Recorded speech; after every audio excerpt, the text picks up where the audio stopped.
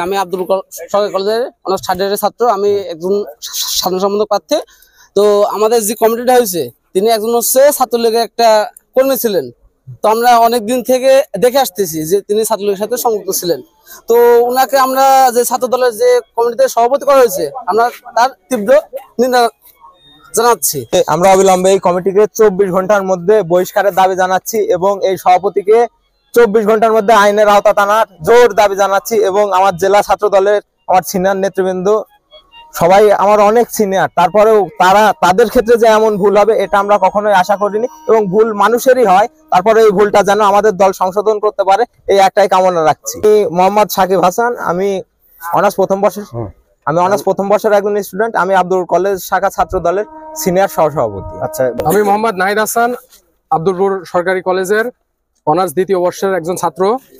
আমি এই কমিটির তীব্র নিন্দা ও প্রতিবাদ জানাচ্ছি। এই কমিটিতে যে ছাত্রলীগের কর্মী দ্বারা কমিটি গঠন করা হয়েছে, এটা কোনোভাবেই ছাত্র দলের আব্দুলপুর কলেজের ত্যাগী কর্মীরা মেনে নিতে পারছে না এবং কোনো শিক্ষার্থী মানবে না।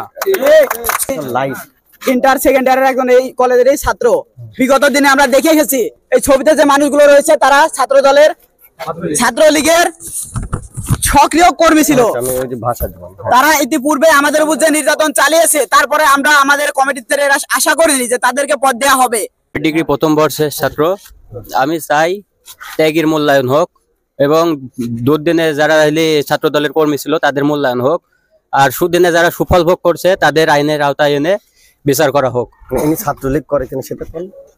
হ্যাঁ, তারা সবাই ছাত্রলীগ করে। আমি আব্দুলপুর সরকারি কলেজের অনার্স থার্ড ইয়ারের ইসলামিক ইতিহাস ডিপার্টমেন্টের একজন স্টুডেন্ট। তো আমরা যেহেতু দেখছি যে ছাত্রলীগের যে ছাত্রলীগদের যে কমিটি দেওয়া হয়েছে, এটা যে শুধু আমরা মুখে বলছি তা না, যেহেতু আমাদের কাছে সরাসরি প্রমাণ সহ আছে, সেই প্রমাণটা আমরা অবশ্যই ঊর্ধ্বতন কর্মকর্তাদের কাছে পাঠাবো।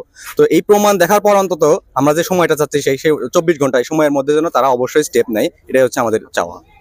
দৃষ্টিগত যে বিষয়টা, প্রথম বিষয় আছে ছাত্রলীগ দিয়ে কর্মী ঘোষণা করা হয়েছে, আর দ্বিতীয় বিষয় হচ্ছে বিবাহিত একটা ছেলেকে কলেজের সাধারণ সম্পাদক পদে দেওয়া হয়েছে। এটা চরম নিন্দা জানাই।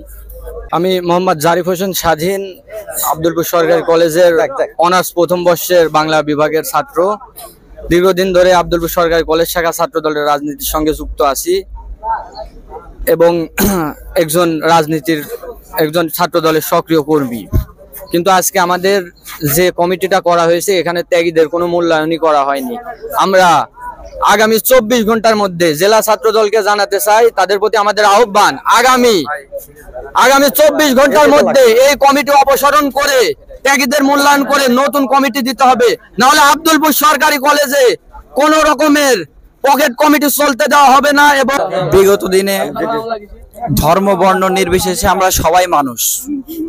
তো আমি একটা কথাই বলতে চাই, দলবল না নিয়ে আমরা শান্তি ও শৃঙ্খলার ভিতরে এবং নিজেদের সীমারেখার ভিতরে যেটা হয় 24 ঘন্টার ভিতরে আমরা এটার নিরপেক্ষ বিচার এবং জোরদার দাবি জানাচ্ছি।